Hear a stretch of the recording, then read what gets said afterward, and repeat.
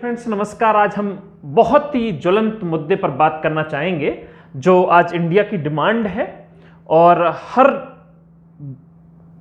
सुलझा हुआ सुशिक्षित व्यक्ति ये चाहता है कि ये कानून आना ही चाहिए।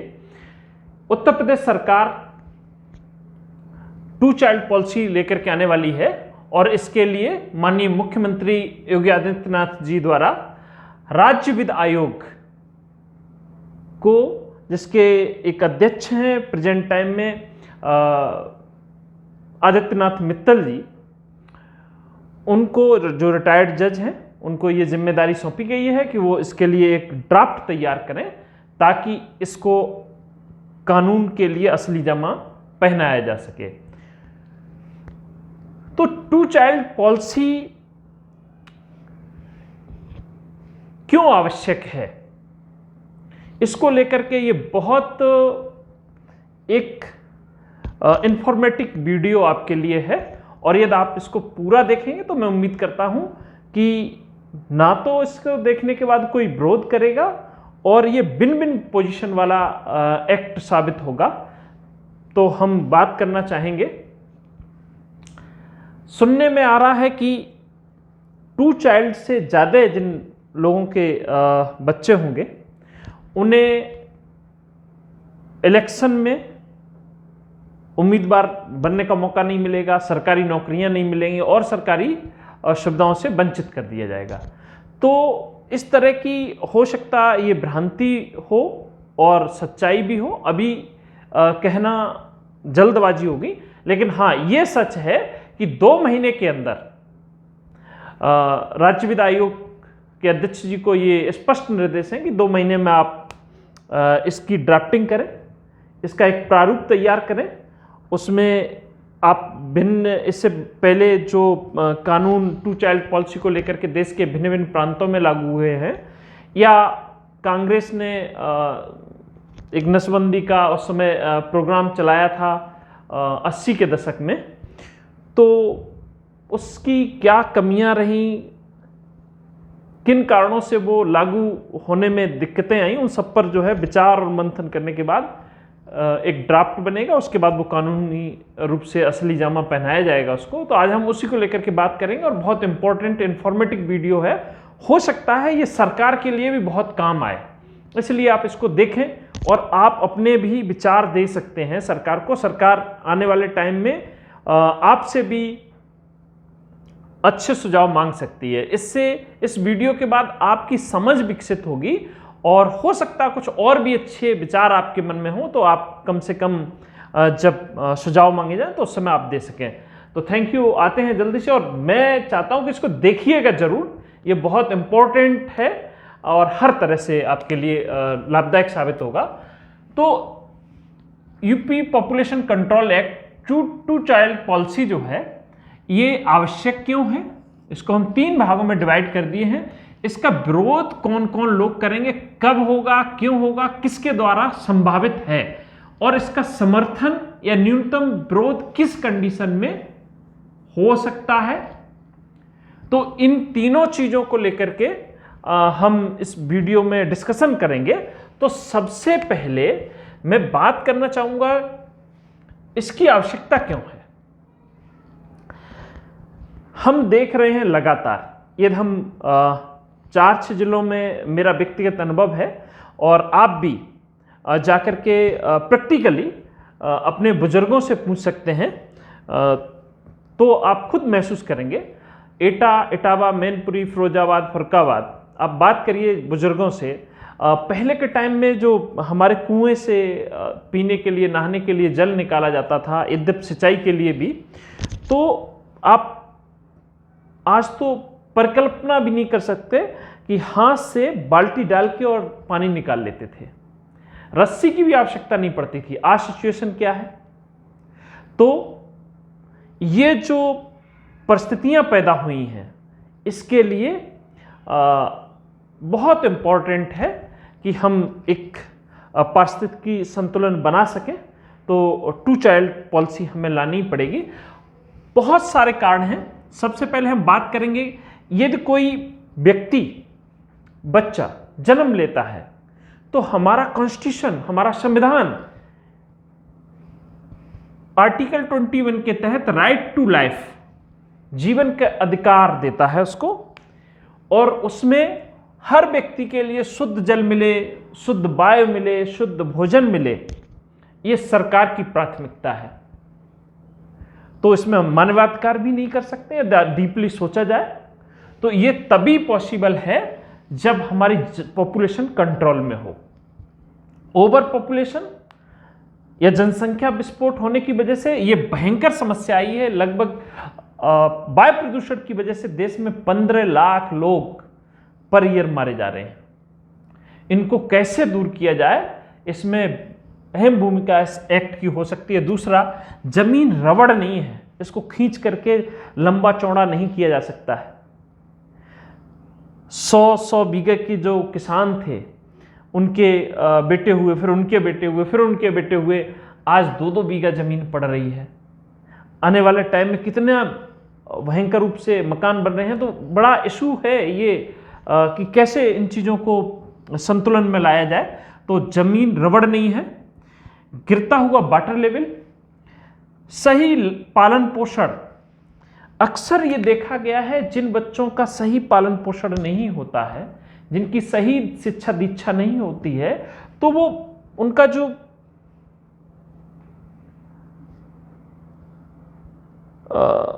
एक दायरा है विकास का, संवेगात्मक विकास, मानसिक विकास, शारीरिक विकास, उन सब पर कुप्रभाव पड़ता है। और जिसकी वजह से कई बार वो मानसिक रूप से अपंग हो जाते हैं, गलत रास्ते पकड़ लेते हैं। जब बच्चे ज़्यादा होते हैं तो माता पिता के पास समयाभाव होता है, और इस कंडीशन में वो कितने बच्चों पर ध्यान दें, किनको तमाम तरह की जो बुरी लतें लग जाती हैं, व्यसनों में पड़ जाते हैं, शराब, सिगरेट, कहीं ना कहीं उनके पालन पोषण का भी एक इशू होता है। तो जब बच्चे कम होंगे तो माँ बाप उनको ज़्यादा केयरफुली देख पाएंगे, उनका ज़्यादा अच्छे से शिक्षा दे पाएंगे, उनका अच्छे से पालन पोषण हो पाएगा। और जब ऐसा होगा तो ऐसे बच्चे समाज के लिए, देश के लिए सशक्तिकरण का कार्य करेंगे। इस देश को सशक्त बनाना है तो अपंग, विकलांग, मानसिक रूप से कमजोर, अनस्किल्ड, कौशल विहीन लोगों की जरूरत नहीं है। तो हमें तमाम तरह की बेरोजगारी है, क्राइम है, भुखमरी है, मानसिक या शारीरिक रूप से अपंगता है, बेकारीपन है, इन सब से देश को निजात मिलेगी, देश सशक्त बनेगा, लोगों की प्रति व्यक्ति आय बढ़ेगी, लोग कौशल युक्त होंगे, वैश्विक पटल पर भारत मजबूत बनेगा। आज जब टेक्नोलॉजी का जमाना है, रोबोट आ गए हैं, घरों में बहुत सारे लोग झाड़ू पोंछे और ये खाना वाना बनाने के लिए तमाम तरह की मशीनों का जो आविष्कार हुआ है, इससे और बड़े बड़े कल कारखानों में रोबोट ने काम संभाल लिया, मशीनों ने काम संभाल लिया, तो बेरोजगारी और बढ़ेगी। बेरोजगारी जब बढ़ेगी तो भूखा पेट जो है वो क्राइम को जन्म देता है, बहुत बड़ा एक कारण होता है क्राइम का। तो अभी से यदि हम सचेत हो गए तो निसंदेह तय मानिए कि हम जो है इस देश को, इस समाज को एक अच्छा और भविष्य के लिए सशक्त विश्व का भी निर्माण करने में भूमिका निभा सकते हैं। नारी सशक्तिकरण, कई बार महिलाओं को टाइमिंग ही नहीं मिलती है, वो डिलीवरी पे डिलीवरी होती रहती है, तो बच्चों के रूप में एक लाइन लगी रहती है, तो महिला शारीरिक रूप से बहुत कमज़ोर हो जाती है, ना वो बच्चों का लालन पालन के लिए बहुत अपने आप को समर्पित कर पाती है, और अपने शरीर से भी वो बहुत वीकनेस फील करती है। और इस तरह से हम आदि आबादी को पहले से ही कमज़ोर बना देते हैं, जिसका सीधा असर देश के विकास पर पड़ता है। टैक्स पेयर, ये देश चलता किन से है? जो आप टॉफ़ी खाते हैं, जो आप माचिस खरीदते हैं, जो आप पेट्रोल डीजल भरवाते हैं उसमें से गवर्नमेंट, चाहे यूपी गवर्नमेंट हो चाहे सेंट्रल गवर्नमेंट हो, सबको टैक्स जाता है। उस टैक्स से सड़कों का, हॉस्पिटल्स का, एजुकेशन स्कूल्स का या फिर इसरो, इन सबका विकास आपके पैसे से होता है। सरकार के पास कोई वृक्ष नहीं है, तो वो पैसा आपको तय करना है कि शौचालय बनाने में जाना चाहिए या फिर चाइना की तरह से टेक्नोलॉजी हम डेवलप कर सकें पूरे विश्व पर राज्य करने के लिए, या हमारी तो ऐसी मानसिकता नहीं हमारे देश की, विश्व पटल पर स्ट्रांग बनाने के लिए चाइना जो टैक्स का पैसा है वो बड़ी संख्या में अच्छी सड़कें, अच्छे हॉस्पिटल यानी स्वास्थ्य सेवाएं, इवन चंद्रमा और सूर्य बनाने के लिए, टेक्नोलॉजी को हाई करने के लिए, अपने लोगों को स्किल्ड करने के लिए लगाता है। और हम यहाँ पर लोगों को मकान देने के लिए, ये बुरा नहीं है, ठीक है, लेकिन हम 4 लोगों को मकान की व्यवस्था करते हैं, 400 लोग तैयार हो जाते हैं। तो हमें चाहिए कि हम समानता के लिए लोगों को सहयोग करें, लेकिन दोनों तरह से जनसंख्या को कंट्रोल करें, लीकेज को रोकें, और ऊपर से हम पूरा इनके साथ टैक्स का जो पैसा है हम बिल्कुल निसंदेह लगाएं। लेकिन ऐसा ना हो कि 4 के लिए हम तैयार कर पा रहे हैं और 400 लोग खड़े हैं लेने के लिए। तो इस पर थोड़ा सा, इन सभी कारणों से इस यूपी पॉपुलेशन कंट्रोल एक्ट लाने के लिए सरकार को धन्यवाद देना चाहिए। और मैं चाहता हूं कि इस पर जो है वोट बैंक की राजनीति ना हो, क्योंकि लोग विरोध करेंगे। विरोध करने वाले लोग कौन कौन होंगे? इस एक्ट को बहुत सारे धर्मगुरु और राजनीतिक लोग हिंदू और मुस्लिम में कन्वर्ट कर देंगे, क्योंकि कुछ लोगों को हिंदुओं के मैक्सिमम वोट चाहिए, कुछ लोगों को मुस्लिम्स के मैक्सिमम वोट चाहिए, जबकि दोनों ही कंडीशंस ठीक नहीं है। राष्ट्र हित में, व्यक्ति हित में, विश्व और मानवता के हित में यही है कि जनसंख्या पर कंट्रोल किया जाए, ताकि पारिस्थितिकी संतुलन बना रहे। यदि पारिस्थितिकी संतुलन बिगड़ा तो ये पृथ्वी नष्ट हो जाएगी, मनुष्य की जाति, मनुष्य ही इस पृथ्वी से गायब हो जाएगा, जैसे डायनासोर गायब हुए या भिन्न भिन्न तरह से। तो पारिस्थितिकी संतुलन बनाए रखने के लिए बहुत जरूरत है। इस वजह से वोट बैंक की राजनीति नहीं होनी चाहिए। और कौन विरोध करेगा? सरकार की मंशा पर लोग क्वेश्चन मार्क उठाएंगे यदि राइट टाइम नहीं आया तो। यूपी में इस समय आ रहा, पूरे देश में क्यों नहीं? ऐसा मैंने देखा है, सुना है। तो मैं तो चाहता हूं कि पूरे देश में आना चाहिए, और हम तो पूर्ण समर्थक हैं।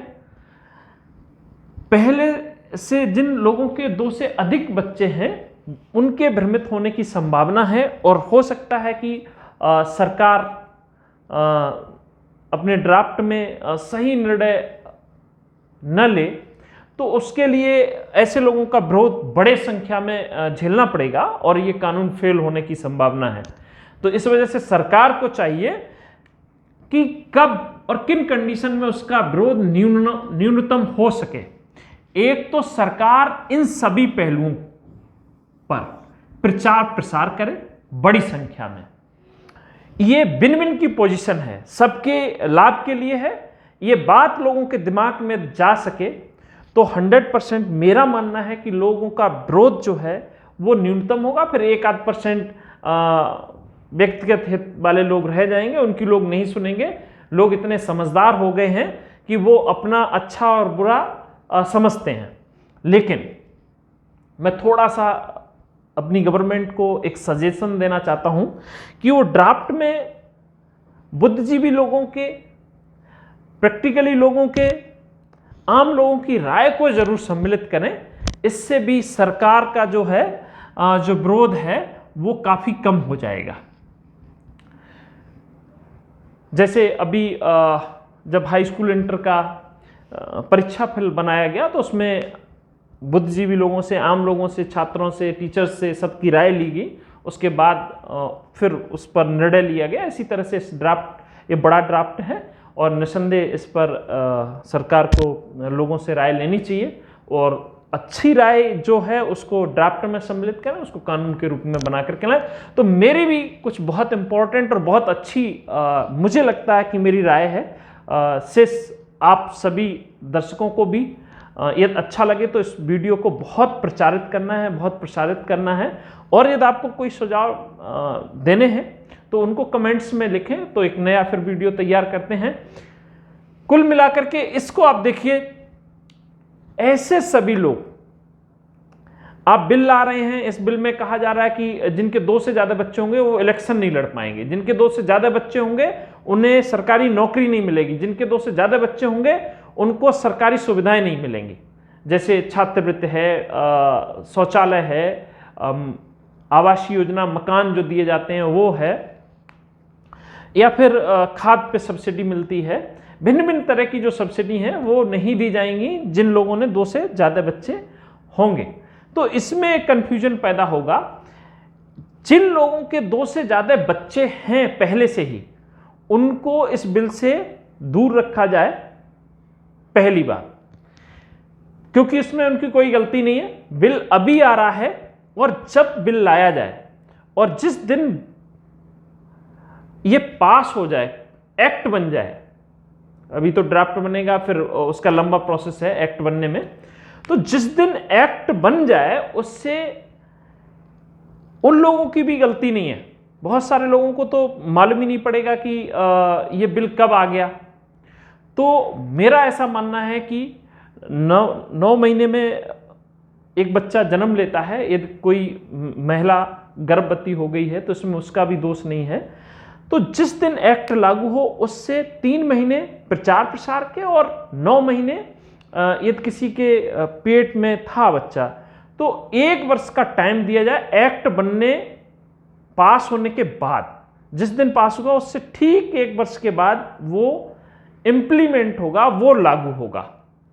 और फिर यदि किसी के 3 से ज्यादा बच्चे होते हैं तो उनके लिए क्या होना चाहिए, उनके लिए कठोरता के साथ, क्योंकि ये बहुत इंपॉर्टेंट है कि हम कठोर नियम बनाएं, कुछ लचीलापन भी रहे। कठोरता किन मायनों में, क्योंकि कई राज्यों में बिल बने लेकिन उसके बाद भी जनसंख्या में वृद्धि हुई, तो इस वृद्धि को कैसे रोका जाए, मैं आपको कुछ सजेशन देता हूं। और ये अच्छे लगे तो इनको जरूर शामिल कीजिएगा और इनको इस वीडियो को आप बड़ी तेजी से फैलाएं ताकि ये लोगों की समझ में आए। और ये सरकार बिल मांगती है, आपके सुझाव सजेशन मांगती है, तो उसमें आप अपना कंट्रीब्यूशन दे सकें।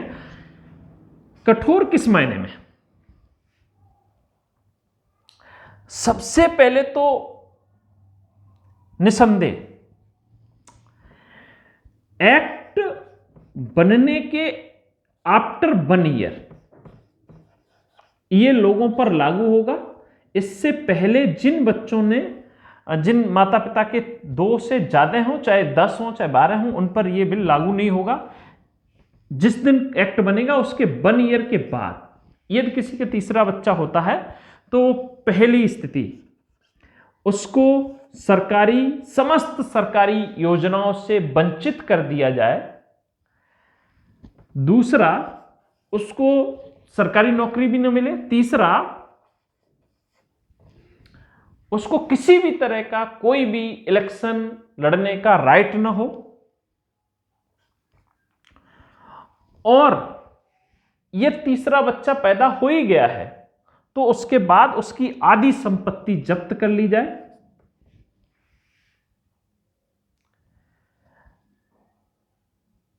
और उसके बाद दोनों की नसबंदी और नलबंदी करवा दी जाए।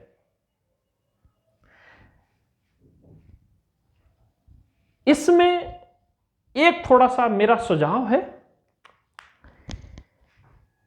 यदि किसी के पहली डिलीवरी में 2 बच्चे हो गए या 5 बच्चे हो गए, अभी दक्षिण अफ्रीका में एक महिला ने 9 बच्चों को जन्म दिया और 9 के 9 जीवित हैं, ये बड़ी खुशी की बात है, तो उनको 1 चाइल्ड ही माना जाए।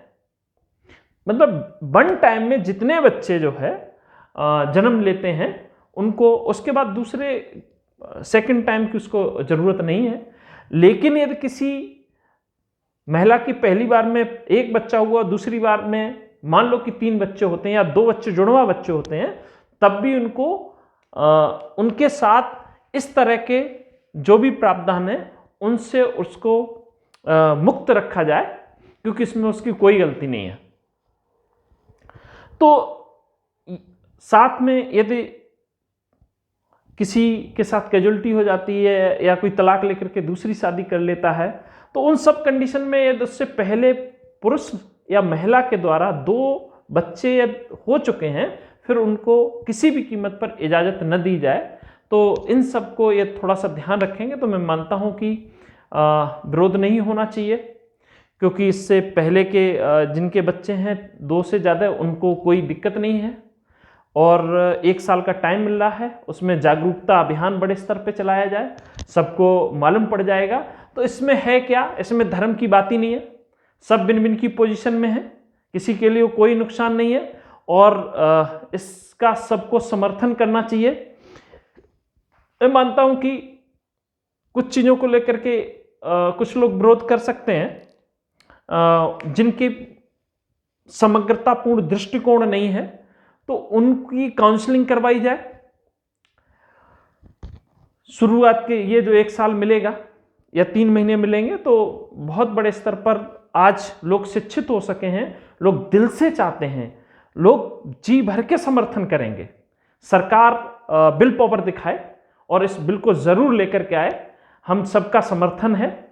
और मेरी अपील है सभी राजनीतिक दलों से, इसको धार्मिक या सांप्रदायिक चश्मे से न देख करके इन सभी पॉइंट्स पर देखने की ज़रूरत है। इन सब को ध्यान में रखते हुए आप फील करेंगे कि ये बहुत ज़रूरी है, तभी आने वाले सभी लोगों का जीवन सुरक्षित है। Thank you very much.